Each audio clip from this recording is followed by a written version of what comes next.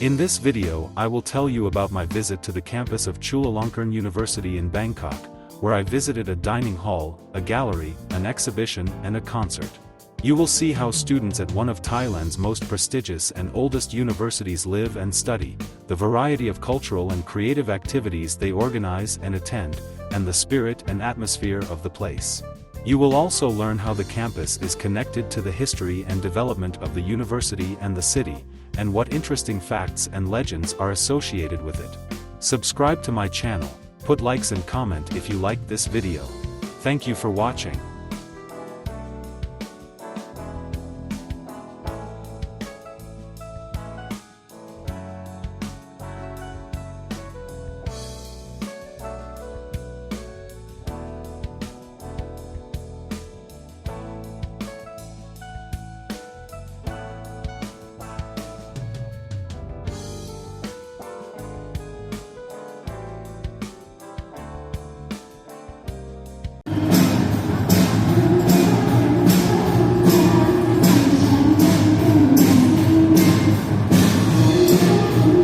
Университетская группа выступает.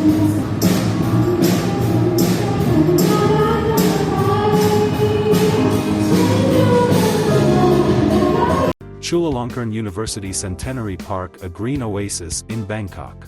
Bangkok, the capital and largest city of Thailand, is a vibrant and dynamic metropolis that attracts millions of visitors every year.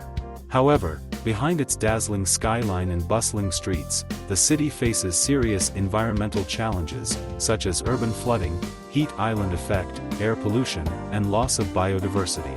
As a low-lying city on the floodplain of the Chao Phraya River, Bangkok is vulnerable to the impacts of climate change, such as rising sea levels, storm surges, and heavy rainfall. Moreover, the rapid and uncontrolled urban development has reduced the green space and increased the impermeable surface in the city, exacerbating the water management and thermal comfort issues. To address these problems and enhance the quality of life and resilience of the city, Chulalongkorn University, the first and most prestigious university in Thailand, decided to celebrate its 100th anniversary in 2017 by giving Bangkok a new public park with an 11-acre plot of land and 1.3 kilometers avenue extending from its core campus at the heart of the city. The park, named Chulalongkorn University Centenary Park, is the first critical piece of green infrastructure in Bangkok, designed to mitigate detrimental ecological issues and add much-needed outdoor public space to the grey city. The park is also the first in Thailand to demonstrate how a park can help the city reduce urban flooding and confront climate change, all while offering city dwellers a place to reconnect with nature. Design concept and features. The design concept of the park is inspired by the natural landscape of Thailand, which consists of mountains, plains, and coastlines. The park is divided into 3 zones, each representing a different topography and ecology of the country. The zones are connected by a continuous walkway that runs through the park, creating a seamless and accessible experience for the visitors. The first zone is the mountain zone, which is located at the entrance of the park. This zone features a large green roof that covers the underground parking lot and the multipurpose hall. The green roof, which is the largest in Thailand, is designed to reduce the heat island effect, capture rainwater, and provide insulation and ventilation for the building below. The green roof also serves as a recreational area, where people can enjoy the views of the city, play games, or relax on the lawn. The green roof is planted with native and drought-tolerant plants, such as vetiver grass, pandanus, and bamboo, creating a lush and diverse landscape. The second zone is the plain zone, which is the largest and central zone of the park.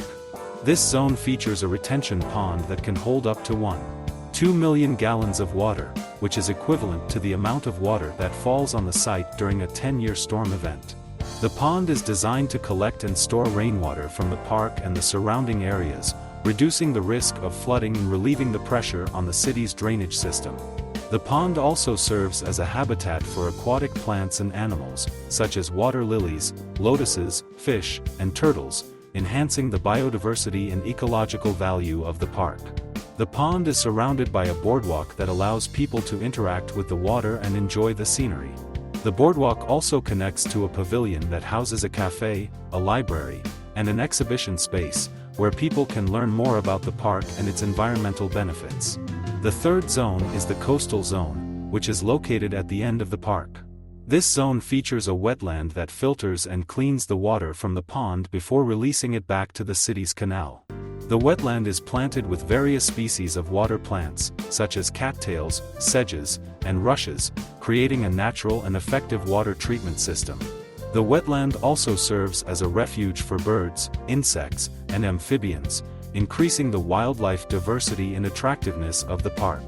The wetland is accessible by a wooden bridge that crosses over the water and leads to a lookout tower, where people can observe the wetland and the canal from a higher perspective. Social and environmental impacts.